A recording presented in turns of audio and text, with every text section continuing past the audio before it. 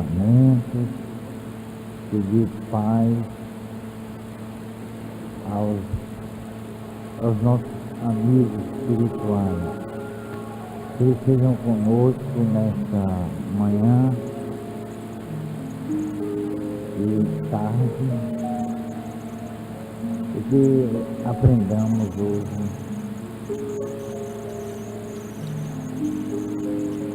algo sobre os espíritos.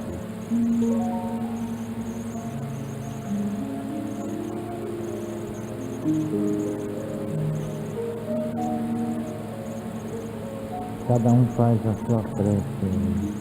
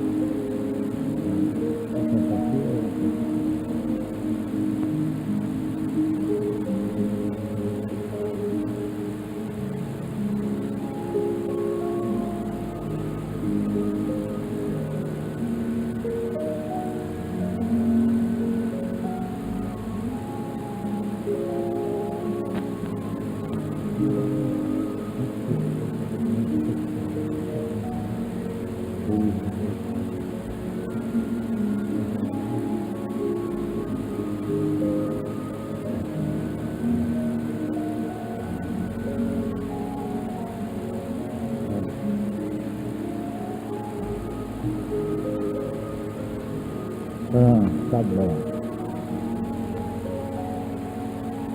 Oraram direitinho.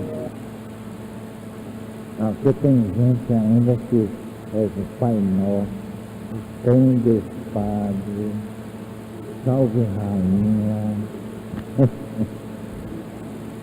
E aí lá vai.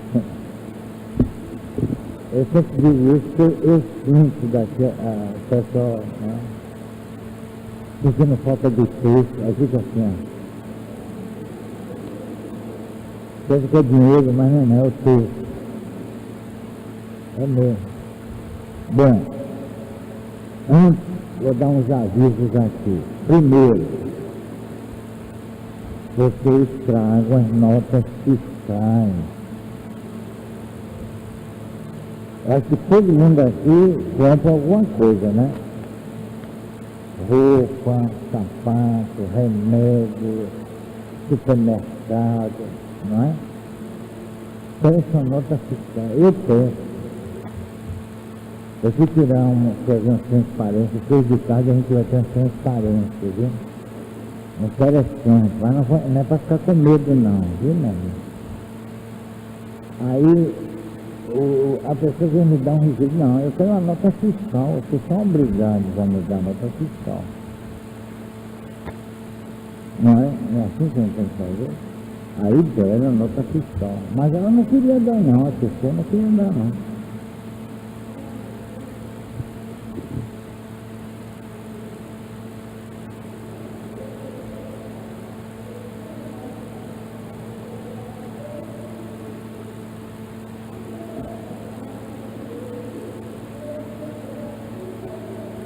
É.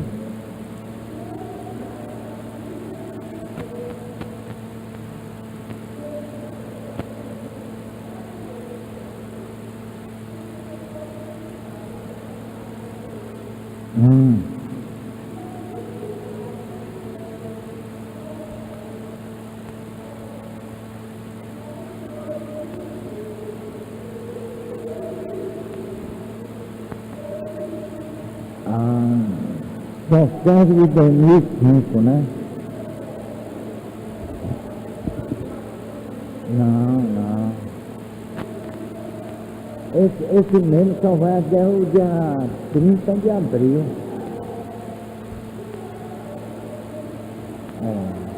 Se você tiver notas fiscais de janeiro, fevereiro, março e abril, elas valem. Mas de dezembro não vale mais. Dezembro de 2004 não tem mais valor. Mas o governo faz isso para poder, né, dinamizar a coisa. E tem gente que não quer dar nota fiscal, dá aquele recibozinho. Mas são obrigados. Isso é sonegação. Estão sonegando. É sonegação. Bom, nós temos também aí livros novos, livros que chegaram, bons livros, viu?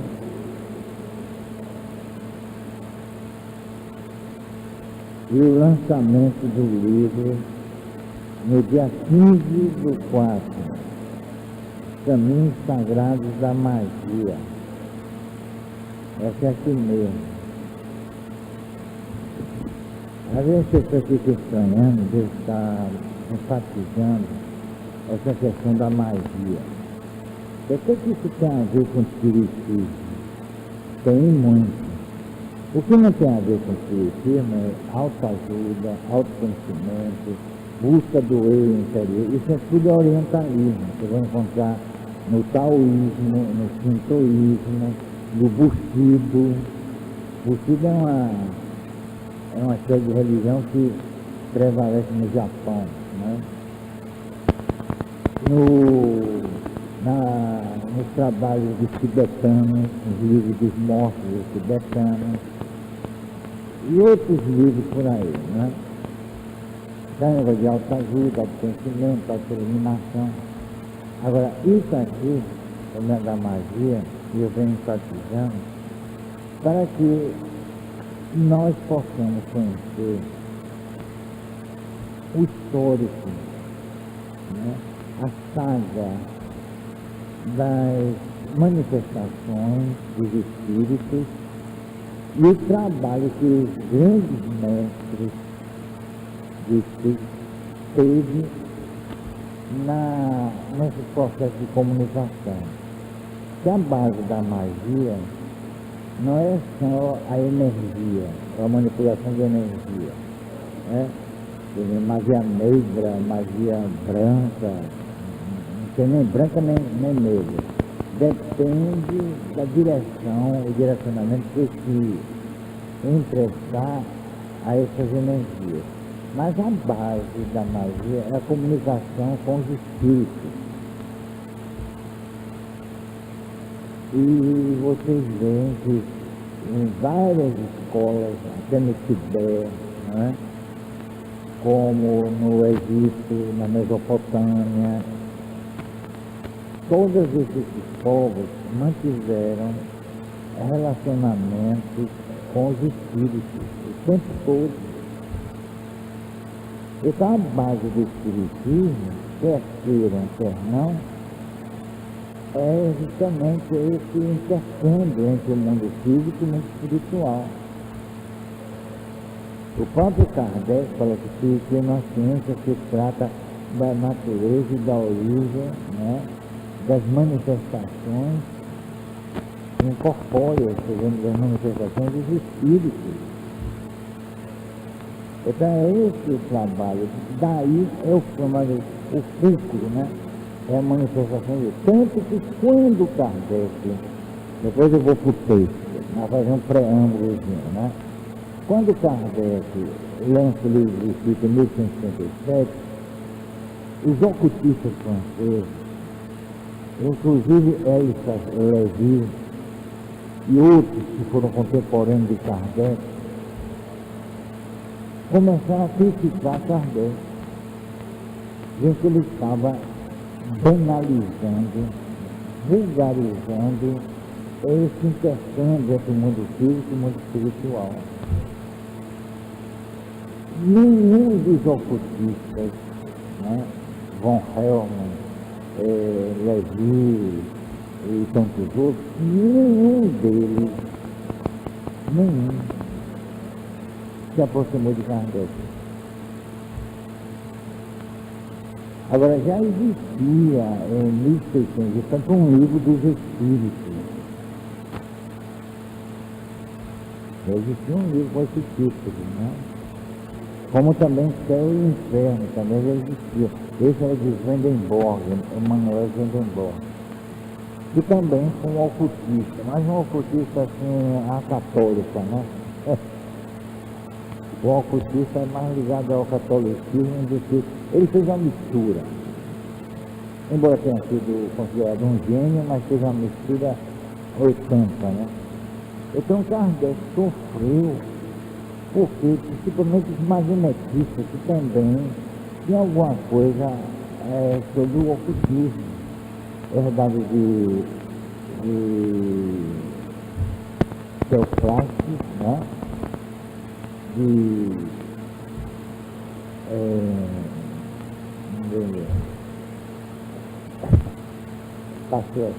Mesmer e tantos outros, né? Então esses magnetistas eram ligados também ao ocultismo. Tanto que existe um trabalho sobre o magnetismo e o ocultismo, né? Agora, é claro que muita gente pensa que eu estou procurando isso aqui na internet, isso aqui mesmo. Você pode vasculhar a internet e assim não vai achar. Porque tem minha fonte secreta. Eu tenho uma fonte que é o seguinte, eu sempre escrevo tudo e os espíritos que me dão. Ele se aproxima, né? E faz um trabalho, é racionalíssimo esse trabalho, não tem nada de misticismo, nada de bobagem, que às vezes se tipografa muita besteira, até opiniões pessoais, né? Aqui é diferente. Então a gente tem que estudar esse primórdio, né, da manifestação dos espíritos, para que possamos entender o espiritismo. Porque Kardec diz que o espiritismo revela o ocultismo, mas nem tudo. Porque não existe um espiritismo cerimonial, né? Não existe cerimônia, existe? Não há cerimônia.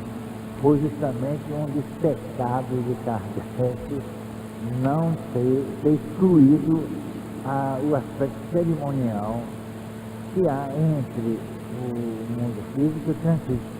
A não ser que se considere aquele trabalho que ele fez, né, a mesa mediúnica com os espíritos, ali parece uma reunião daquela, parece uma cerimônia. O contato dele com os espíritos.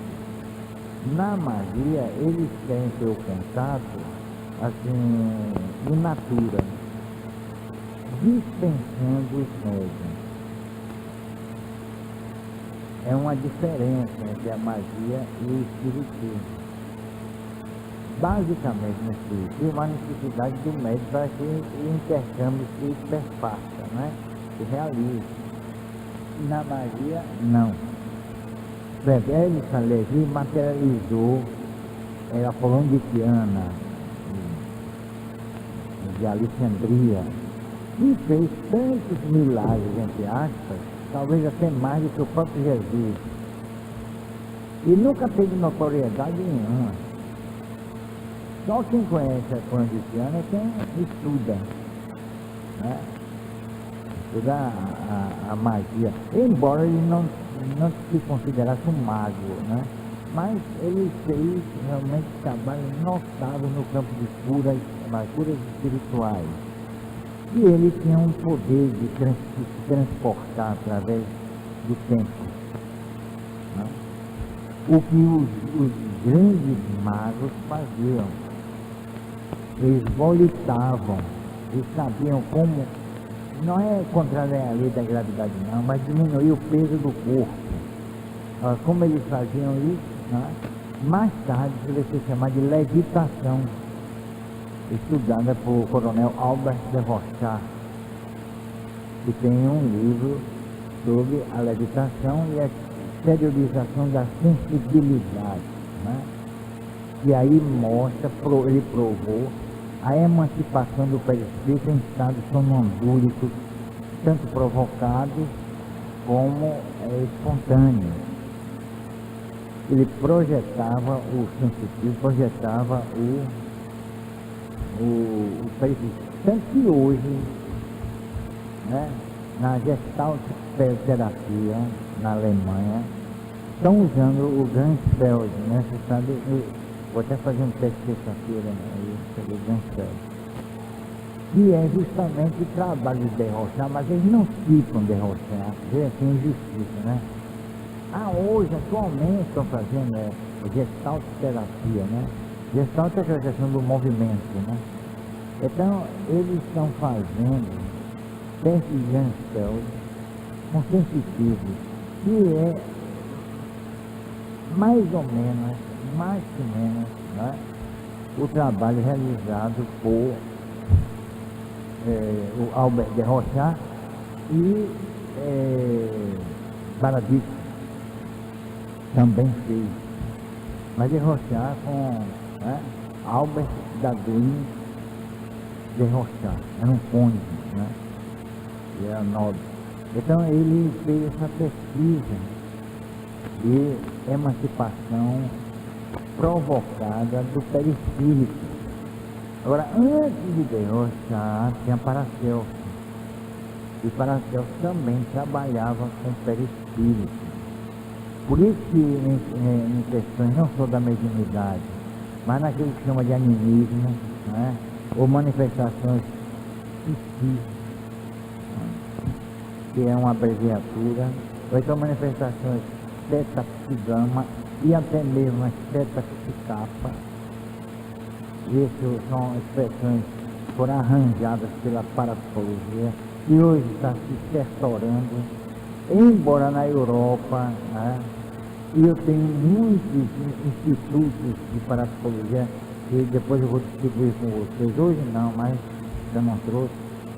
Se vocês quiserem, através da internet, se comunicar, eles estão fazendo estudos sérios sobre a chamada theta psi-gama, chamada fenômenos psíquicos, que é a base, segundo eles, do poltergeist. Aí uma coisa vai ficando a outra, porque na verdade o poltergeist pode ser um fenômeno provocado pelo sensitivo, como pode ser provocado pelos espíritos. O problema é que eles não querem admitir que essas manifestações, né, sejam dos espíritos. Nós, né, inconsciente, aí lá vem negócio de inconsciente, e aí lá vem aquele projeção do ego subliminal, né? Aproveitando o Frederic Maia da Sociedade para a Pesquisa Psíquica em Londres, né? E escreveu até um livro com fantasmas vivos. Então, esses estudos servem para enriquecer o nosso conhecimento em torno das manifestações dos espíritos, e ainda vira, né, em volta de muitos enigmas. Há muito ainda a se aprender com esse contato com os espíritos. Não pense que Kardec esgotou tudo, e aqui no Brasil o médium publicou 400 e tantos livros, 300 ou 500 e tantos livros. Isso não resolveu nada. E os espíritos nem sabem, ou pelo menos então não falam, como estabelece esse mecanismo. Não é um mecanismo de incorporação, mas é o mecanismo da presença dele num plano que não pertence a ele, chamado plano corpóreo. Como isso acontece? Como eles podem ser vistos? A vidência. Mas o que é evidência? A gente vê com o quê? Com o terceiro olho. Lobisang de Rampa desmoralizou o terceiro olho, né? Lobisang antigo. Você sabe que o lobisomem de rampa nunca foi na Índia, não que seja, era um inglês esperto, ficou rico graças aos, né, aos otários, aos incautos. Então, é a terceira visão, os olhos, a vidência sensorial, não. Aí tem que haver uma projeção sutil do perispírito para que se estabeleça a vidência. Agora, como essa projeção acontece? Às vezes de uma forma espontânea, às vezes não. Sempre de uma forma espontânea e raramente de forma provocada. Você provocava a saída do perispírito através de passos longitudinais. Se dava os passos e provocava a saída do perispírito. Paracelso também fez isso. Mesmer fez trabalhos de obsessão. O trabalho de obsessão de Mesmer, guardado as devidas proporções, tirando a banheira mesmérica, é parecido com o nosso trabalho aqui. Ele alugou um palácio no centro de Paris. Ele fazia de obsessão gritos horrorosos. Era uma obsessão da pesada mesmo. E aí caíram de pau em cima dele, né? Principalmente a classe médica, porque estava perdendo clientes. Hein? Ele foi expulso, praticamente não, ele foi expulso. Por quê? Porque ele estava revolucionando a própria medicina, mostrando que não se cura através nem de cirurgia, nem de remédio, mas há outros métodos. Hoje tem a medicina alternativa, né? Várias terapias, né? Que pode, né? Em São Paulo mesmo tem curso para tudo. Tudo que você possa imaginar tem, ligado justamente a essa chamada medicina alternativa. Mas na época dele não, era uma heresia, né? O próprio Paracelso sofreu horrores por isso. Cagliostro também, chamado José Bálsamo, que foi imortalizado por Alexandre Dumas, né? Nos romances dele. Foi 20 anos depois, a Máscara de Ferro, de Alexandre Dumas, pai, que teve filho. E por final, Alexandre Dumas foi amigo íntimo de um médium galês, não era nem inglês, Daniel Danglars, nasceu no país de Gales. Era um médium extraordinário, era amigo íntimo de Alexandre Dumas. E terminou se casando com a filha de Alexandre Zapop. Ele era um libertino, só andava na Itália, né, em Veneza, Gênova, né, com a alta roda. O pessoal chamava para ele fazer reuniões, ele ia. E aconteciam coisas assim extraordinárias. Isso mostra que a mediunidade, como Kardec chamou a atenção, não tem nada a ver com a moral. O médium pode ser extraordinário e ser um sem vergonha.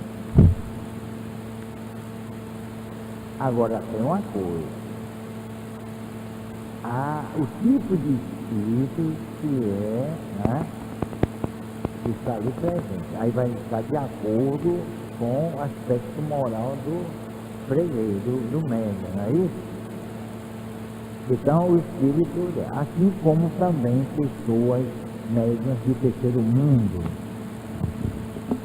Porque aqui no Brasil, um Charles Richter nunca se comunicou. Pelo menos pelos médiuns, aí celebridades, né? Bolzano não, Lombroso não, Richter, Krupp, Frederick Maia, Richard Hodgson, Oliver Lodge, Gabriel Daniel, nenhum deles se comunicou aqui por esses médiuns famosos. Isso mostra o seguinte, não é questão moral, aí já é outra questão intelectual. Certo? Esses médiuns não iam, né, entender o pensamento, ou decodificar pelo menos o pensamento de Michel Faraday, um dos pais da eletricidade, que foi espírita. Um Russell Wallace também, que também foi espírita, era presidente da Sociedade de Antropologia da Inglaterra, e Émulo de Darwin. Só que ele escreveu um livro que ninguém acha. Já procurar na internet sobre paleogenesia e evolução, ele acaba com as peças de Darwin. Acho que é por isso que não acha. Muita gente já procurou, já pediu para procurar, não acha. Mas ele acaba mesmo, de uma vez por todas, porque ele entrou em contato com os espíritos. Principalmente o irmão dele, em Londres. O irmão materializado, ele tinha um carinho assim, muito grande por esse irmão. E o irmão se materializou, criou ele até. E o irmão se materializou. Quem quiser, eu tenho a mais completa biografia sobre Russell Wallace que eu tenho. Quem quiser, eu tiro uma qualquer. E dezenas de livros que ele escreveu. Vários sobre a comunicabilidade com os espíritos. Pelo menos 4 livros se reportando a essa comunicação com os espíritos.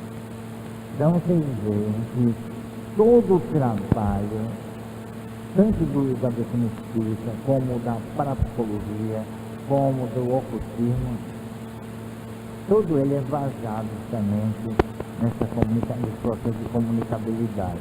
Né? Inclusive a parapsicologia, eu critico muito Heine, né? Porque ele se envolveu com essa comunicação com os espíritos. Ele perdeu muito na comunidade americana, científica americana, né?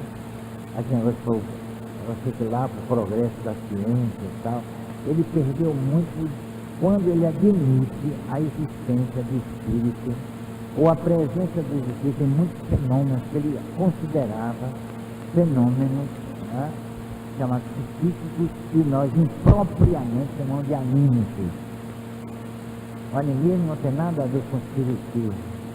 O animismo tem a ver com os aspectos ligados à biologia e à botânica.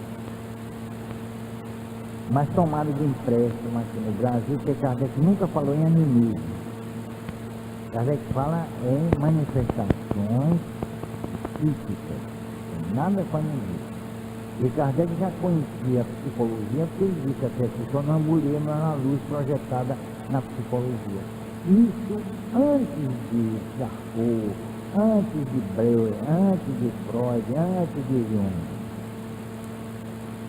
Mas a psicologia de que Kardec estava falando era a psicologia grega, não era aquela que estava surgindo, tropeçando aqui e ali na Europa.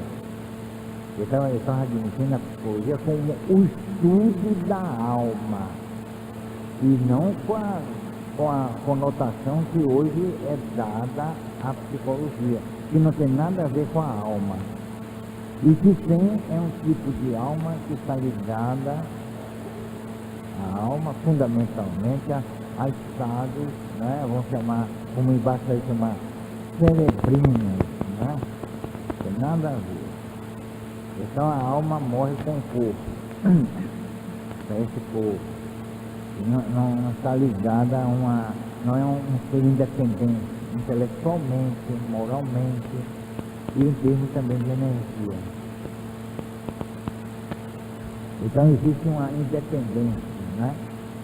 E há muita confusão a respeito, inclusive no próprio livro dos Espíritos, Kardec recebe uma resposta que, na minha modesta opinião, ele não devia ter posto no livro. Quando perguntou sobre se o espírito saísse do corpo, outro podia tomar aquele corpo, aí os espíritos concordaram. Disseram que sim.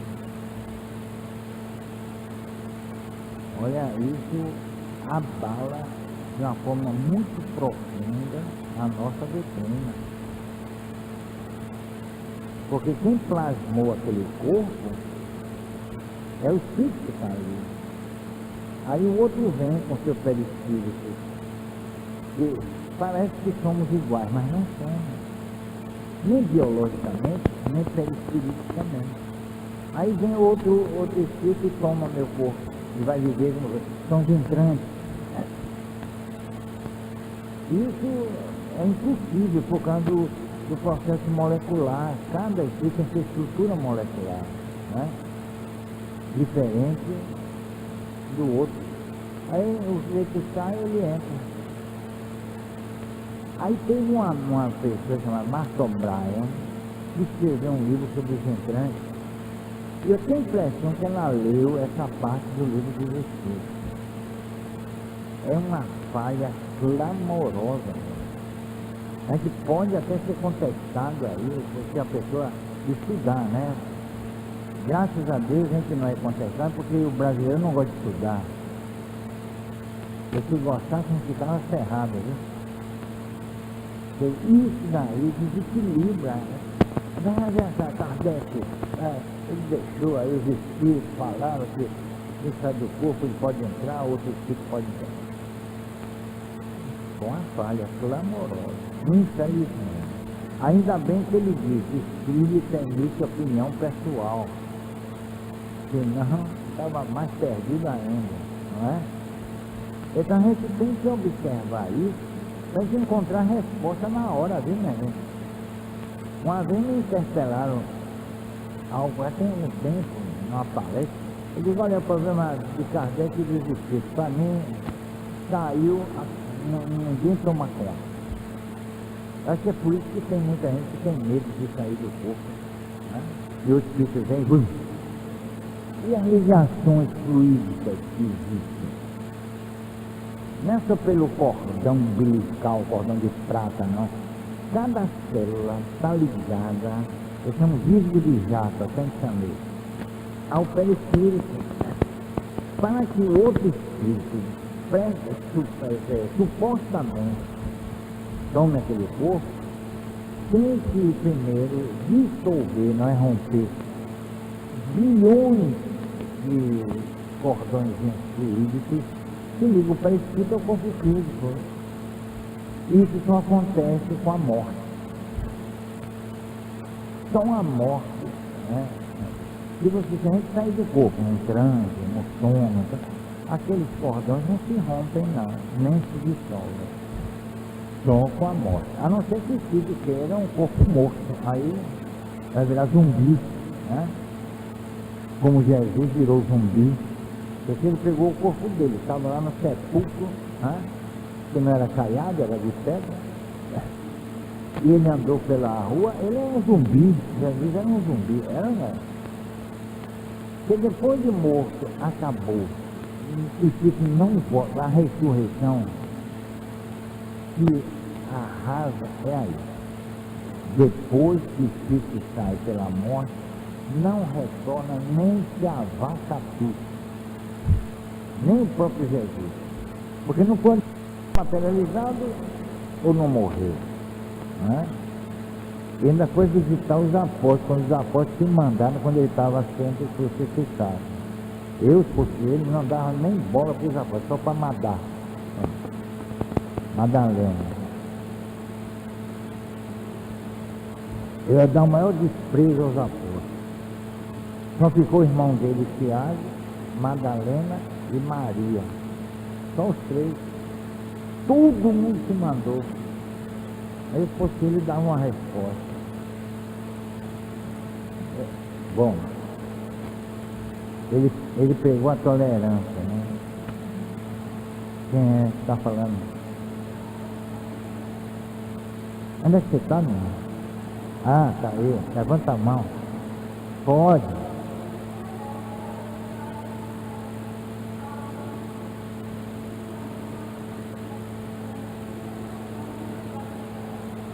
Traduza aí para mim, porque eu não estou vendo.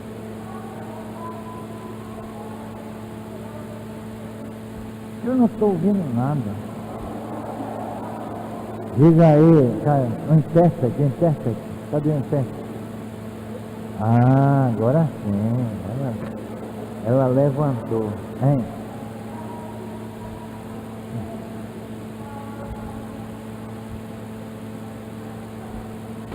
A mumificação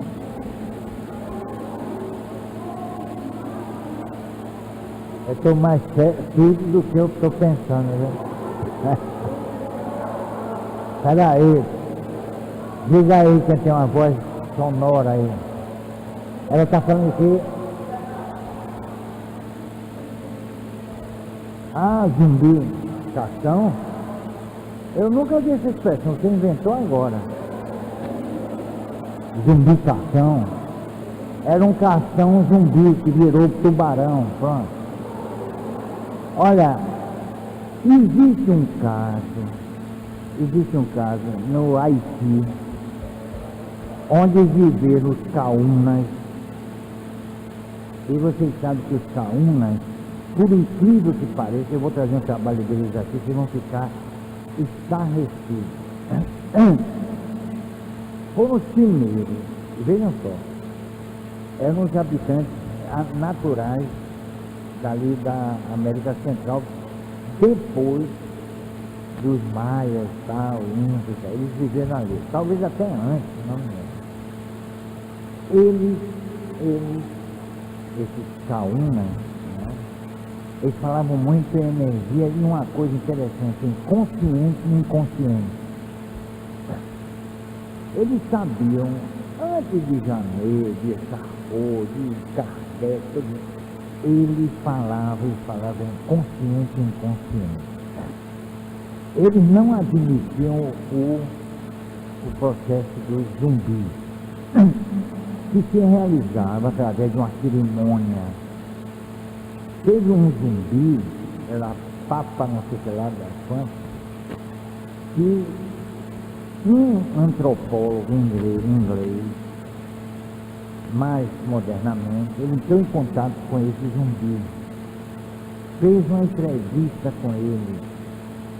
E uma coisa interessante, na hora que ele estava fazendo a entrevista com o zumbi desapareceu. E reapareceu atrás dele. Então, não é um corpo como se pensava ou se julgava. É uma questão do perispírito. E que ele se materializava. Na verdade, um corpo morto é morto. Né? Isso é bem redundante. E não pode ser movimentado. Não sei que você pega e pendura assim, depois e faz com você marionete. Mas, na verdade, a rigor, não existe essa questão de pegar um corpo morto e sair andando por aí. Então, essa questão de zumbi está mais no terreno da lenda, do mito, do que da realidade. É por isso que muitos ocultistas não admitem Jesus ressurreto.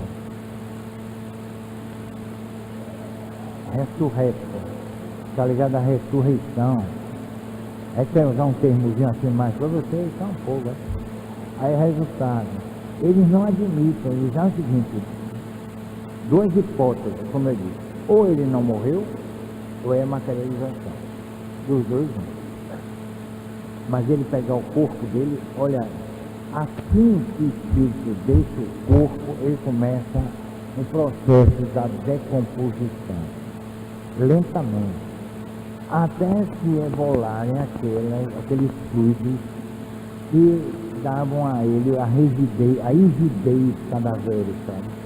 Porque segundo Andrew Jackson Davis, que era um científico norte-americano, antes de Kardec, em 1845, antes de Radziwiłł, né, ele via a morte, a pessoa desencarnando, ele via o espírito saindo.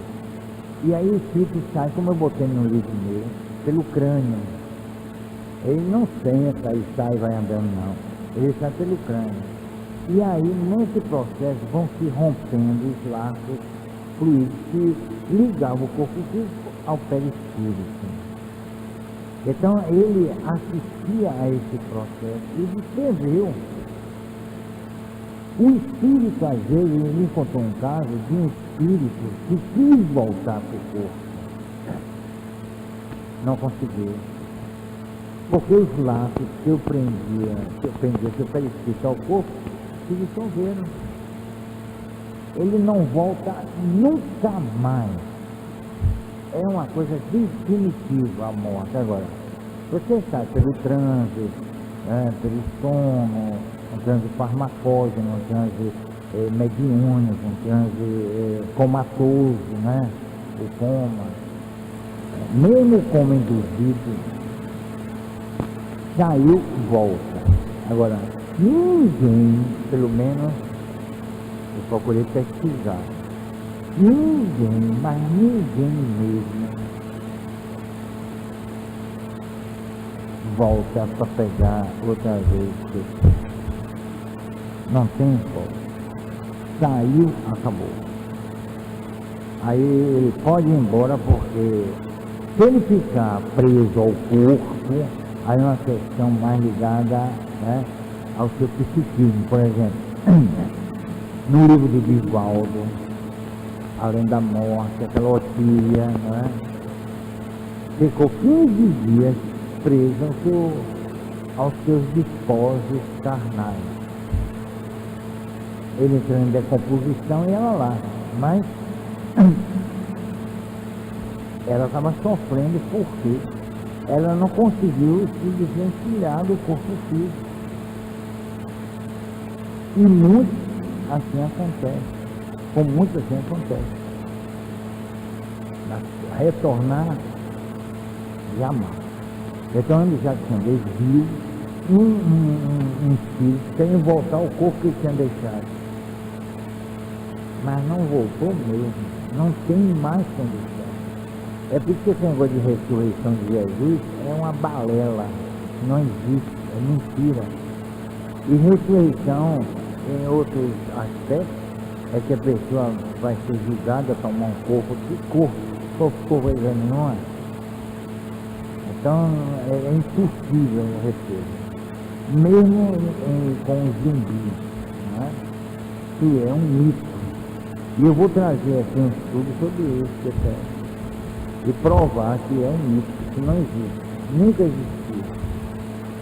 Existe sim o espírito materializado, usando energias da natureza, né? E que podem realmente ter uma aparência física, estereológica, como Kardec chamava, mas é apenas uma aparência. Tanto que quando o antropólogo inglês estava entrevistando o Paulo Zumbi, ele apareceu atrás. Por quê? Se ele tivesse um corpo de carne, né? Vamos dizer assim, ele não faria isso. E Jesus fez isso. Quando a multidão estava pressionando ele apareceu atrás da multidão. Então ele tinha uma força sobre o seu próprio corpo. Agora, por que ele se deixou crucificar, aí é que eu não sei. Não foi, como o bispo disse lá na entrevista, né, no canal 2, que Jesus deu a vida pela humanidade. Ele disse aí, se deu na raça, né, compulsoriamente, porque ele foi pedir arrego lá a Deus, faça de mim esse cálice, não foi assim? Não, eu vou dar a vida à humanidade, pode me crucificar, aqui, já estou prontinho aqui. É assim? Não é assim não. Ele tinha medo. Como todos que pisam aqui, cultivam medo, não é? Medo das pessoas, medo dela mesma, medo da situação social, doença, assim. O medo é uma constante em nossas vidas. Não adianta pretender, como tem por aí, de terapia, né? Tem um terapeuta para acabar o medo. Não acaba não. O dia que o medo acabar sobre a terra, o homem está perdido. A gente precisa do medo. É um tipo de repressão, sei lá, de controle, de equilíbrio até. O medo é necessário. Tudo que nós temos e expressamos, tudo é necessário. Mas quer eliminar o necessário. Aí entra pelo supérfluo. Né? Todos os nossos traumas são necessários, nossos medos são necessários, nossa ansiedade é necessária, tudo é necessário. É assim que eu penso. Eu tenho medo. Graças a Deus eu tenho medo. Aliás, graças a mim eu tenho medo. Bom, agora vamos ao texto, depois desse preâmbulo enorme.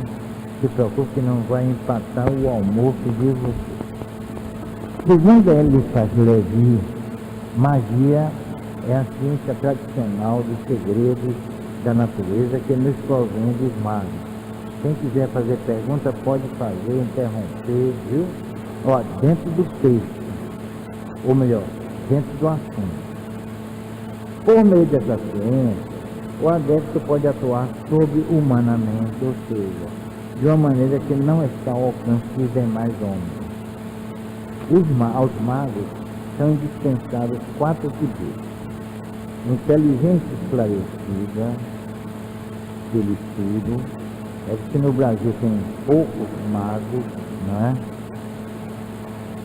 Audácia ilimitada, vontade inquebrantável e uma discrição incorruptível. Porque a obrigação de um mago é ocultar o ocultismo. Ele não pode sair por aí revelando, não é isso. Aí é charlatão. Mas o mago que respeita e que sabe com quem está lidando, e é um perigo, ele lidar com espírito, né? Eu vou botar um parênteses, é um perigo, mesmo aqui. Porque vocês não sabem que tipo de espírito está chegando ali. Ele pode ser um farsante, pode estar enganando as pessoas, não é? Porque quando um espírito aqui no Brasil se comunica e fala bonito, pronto, é um espírito de luz, não é? É um espírito maravilhoso. Mas há espíritos inteligentíssimos, geniais, que sabem, né, trabalhar com o pensamento, o raciocínio, a palavra, e aí envolve a quem estiver pensando que ele é um espírito de luz, não tem nada a ver.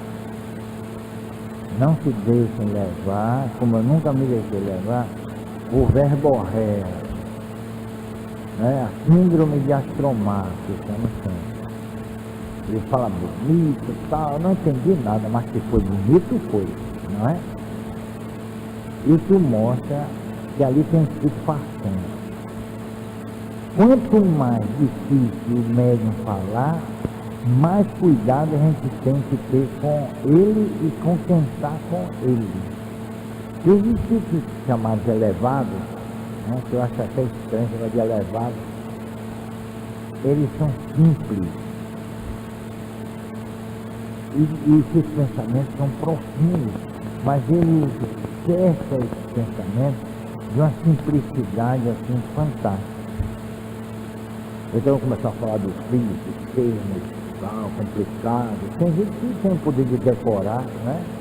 Aí está, porque, olha, há momentos que uma pessoa decorar alguns termos que são encontrados em dicionários da língua portuguesa, ninguém entende nada. Né? Rui Barbosa apresentou 22 expressões ligadas à prostituta. 22. Só errou em uma, que foi Madalena. Ele devia ter estudado um pouquinho mais para ver que Madalena não foi prostituta. Eu sou muito ousado. Então, aos magos são indispensáveis, pode dizer, né? O mago é verdadeiramente o que os cabalistas hebreus chamam de microprosopo, ou seja, o criador do mundo pequeno, né? Microcosmo, vamos dizer assim. Bom, os magos eruditos.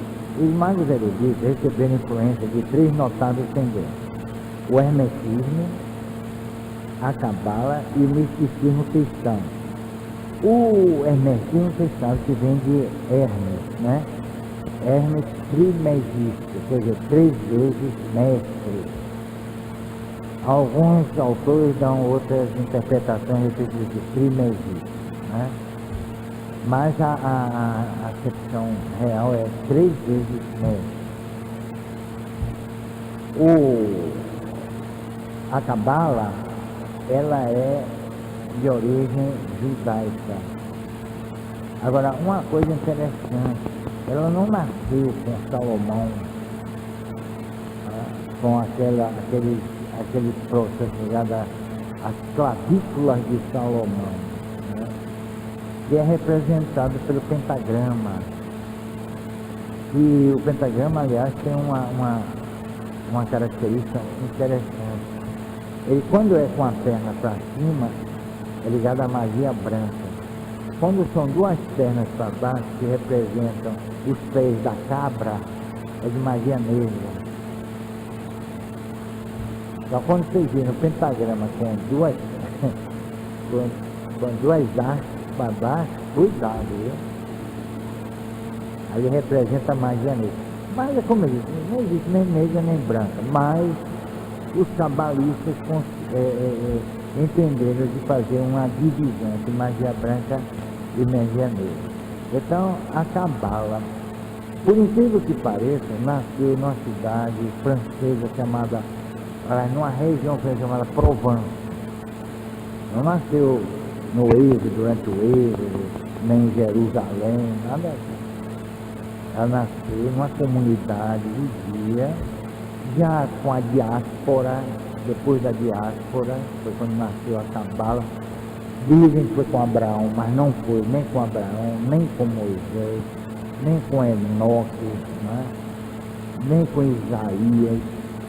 Nasceu também na Provence. Depois da diáspora, você sabe o que é a diáspora, né?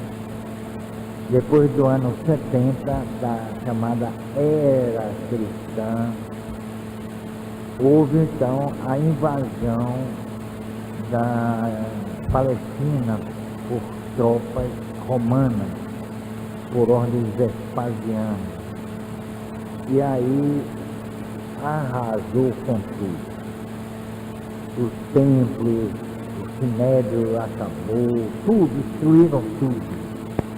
Mas não ficou pedra sobre pedra, como Jesus disse, viu? Aí ele predisse isso, que Jerusalém ia ser destruída, não ia ficar pedra sobre pedra. 70 anos depois, o que Jesus, né, predisse aconteceu. Eu não sei se ele estava se vingando, porque todos que participaram da crucificação tiveram fim trágico. Todos, o centurião que furou, os que jogavam a sorte, isso é histórico, isso é verdade. Todos, até o próprio Pôncio Pilatos, se matou numa prisão em Roma.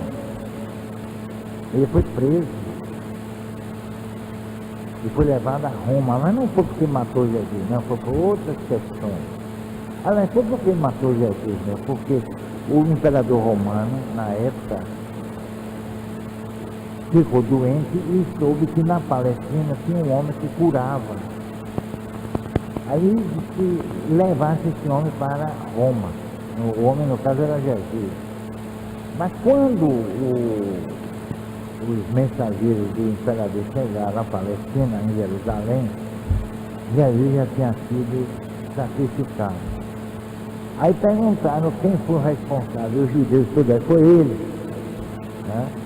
Apontaram para a ponta, ele foi levado preso, né, para Roma, jogaram num calabouço e ele pediu a um guarda que emprestasse a espada, que ele ia se matar. O guarda dele, ele se matou. Então morreu, ó. Judas se enforcou. Pôncio Pilatos, né? Se matou, Araquiri, ele era Araquiri. Todos sofreram. E os judeus, depois da invasão, se dispersaram pelo mundo. Teve alguma coisa aí. Eu acho que isso não é coincidência, não. Mas não é mesmo. Todos que participaram do martírio de Jesus, todos eles tiveram fins trágicos. Isso é... Eu vou fazer até um levantamento para mostrar aqui para vocês. Tudo direitinho. Até o nome do centurião que perfurou Franco de Jesus, Franco direito de Jesus, onde se supõe que tenha José de Arimateia com Santo Graal, que foi uma taça usada por Jesus, veja só, usada por Jesus na última ceia. Agora a taça é ouro puro, cravejada de pedras preciosas. Esse Jesus, pobre, duro que só ele, né? Sem teto, sem trabalho, né? Sem terra, e arranjar uma taça de ouro maciço, cravejada de pedras preciosas, para beber o vinho. E aquela maluquice, aqui é meu sangue, aí com o pão, aqui é meu corpo, né? Virou vampirismo. É que o padre come o corpo de Jesus e bebe o sangue. Pode uma coisa dessa? Isso foi inventado, eu não disse coisa nenhuma. Então disse que José de Arimateia parou com esse tal de Santo Graal. Olha, na antiguidade, o que teve de gente procurando esse Santo Graal está ligado, sabe o quê? A tábua redonda do rei Arthur. E tinha um festival, encontrou essa taça. É mentira, né? Encontrou coisa nenhuma. Ela nunca existiu. Esse Código da Vinci aí, está falando um monte de besteira. Todo mundo está batendo palma. Agora, esse negócio da ceia, né? Eu sempre digo, parece que o pessoal estava tirando fotografia ou sendo filmado pela Globo, porque todo mundo se sentou de um lado. Agora, existe uma ceia que foi pintada, que foi por Botticelli, em que todos aparecem em volta da mesa. Agora, eu queria o seguinte, veja só, destacar a figura de Jesus. Então ninguém podia ficar na frente, porque senão Jesus não aparecia. Tem essa interpretação também, né? Agora, eu tenho um retrato de Jesus, aliás, um desenho de Jesus. É um retrato lindo, é Jesus, a luz do mundo. Isso é feito pelos ocultistas, né? E tem até um livro sobre isso, que eu botei na minha enciclopédia. Pegaram uma mulher, vestiram, né, com aquele traje parecendo eclesiástico, todo dourado, Jesus com a lanterna na mão, botaram bigode e barba na mulher. Todo mundo pensa que é um homem, mas é uma mulher. Depois que descobriram, e era uma prostituta inglesa, que morreu tragicamente com overdose na rua, em Londres. Sabe, em overdose, foi estuprada e morreu. Tá vendo? No entanto, ela, né? É como na ceia de Leonardo da Vinci. Quem se viu para modelo de Jesus foi o mesmo que serviu para o modelo de Judas. A mesma chamada Paolo, que Leonardo da Vinci encontrou numa igreja em Verona. Aí ele convidou para pousar para ele E ele então retratou Jesus segundo aquele, né, indivíduo. Então faltou a figura de Judas. E um dia então ele vem, né, passando pela rua de Verona e tal. Aí viu sob um lampião, um sujeito deitado, bêbado. Ele vira o sujeito e diz, esse serve para ser Judas. Vou retratar ele. Levou para dentro do mosteiro, tudo direitinho e tal. E botou o cara lá. A proporção que ele ia pintando, ele ia descobrindo que aquele rosto, embora todo deformado, marcado pelos vícios, pela degradação, tinha traços, né, que a ele eram familiares. E aí ele descobriu que era o mesmo que serviu de modelo para Jesus. Isso é verdade. Isso o Código da Vinci parece que não conta. Então o mesmo modelo que serviu para Jesus, serviu para Judas. Isso tem uma mensagem fantástica, não tem? Não é não? Assim como a gente pode parecer, não, Jesus, a gente pode parecer também um traidor. Uma pessoa sem escrúpulos, sem caráter. Isso tudo não adianta terapia porque não elimina. Os mais eleitos receberam influência de seus diversos. Bom, entendi a natureza dos deuses pagãos no sentido do corpus hermeticum. Você sabe o que é o corpo hermético? Não sabe não? É um livro, né? Eu tenho pelo menos o fragmento principal, em que mostra como lidar com os demônios. No caso, espíritos escória, da pior espécie, né? Porque não existe a rigor demônio. Senão Deus seria muito burro criar um anjo para depois o anjo cair, não sei de onde, e virar demônio. Isso é maluquice, é coisa de teologia, né? É delírio. Então são espíritos perversos que atacam as pessoas. Hoje de tarde mesmo, na transparência, eu vou mostrar um deles. Olha, mas não fiquem pensando nele não, Ele pode dizer, pense em mim. Então, esses espíritos eram tidos, principalmente na Idade Média, como demônios. E esse corpus hermético surgiu justamente. Tem um outro, Males Maleficarum, que foi escrito por dois jesuítas, mas puxando sempre a brasa para a religião católica. Esse corpus hermético é realmente notável, é um espetáculo. Dizem que foi de Hermes Trismegisto, mas já se descobriu que não foi e o seu autor é anônimo.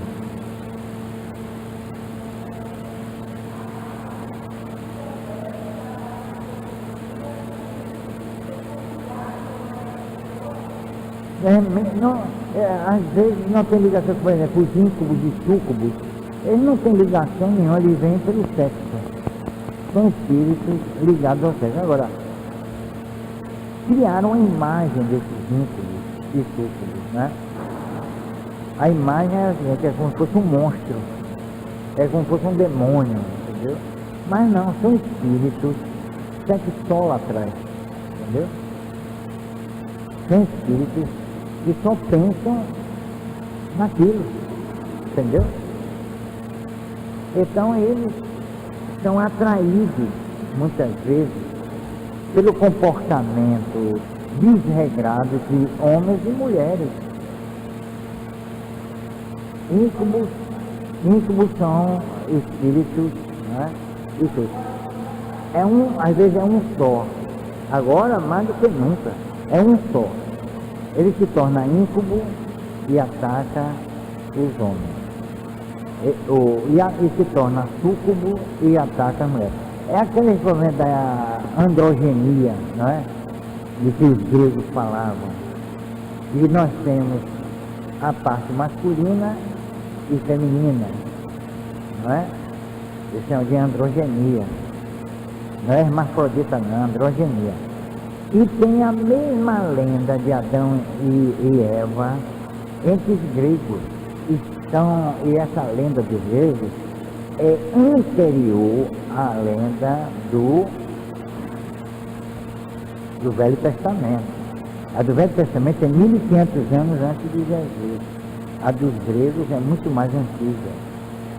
Zeus era um indivíduo que tinha dois sexos. Ele dividiu, então. De um lado um homem, do outro lado a mulher. Eles chamam de dialética dos opostos. Lá com Adão e Eva, de onde, hein?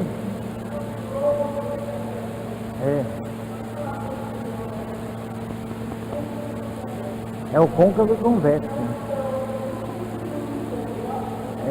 Os dois se fecham, o íncubo e o súcubo. É um espírito só, manifestando instintos sexuais duplos, tanto de um lado como para o outro. Tá? Agora, eles, segundo a tradição, eles não engravidam. É como, aí é a base daquilo do tantrismo, né? Olha, as coisas vão se juntando, ó. É um quebra-cabeça. Qual é a base do tantrismo? É não ter nem a ejaculação, nem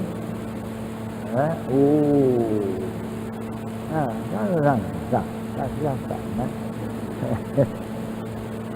Então, o tantrismo é justamente isso.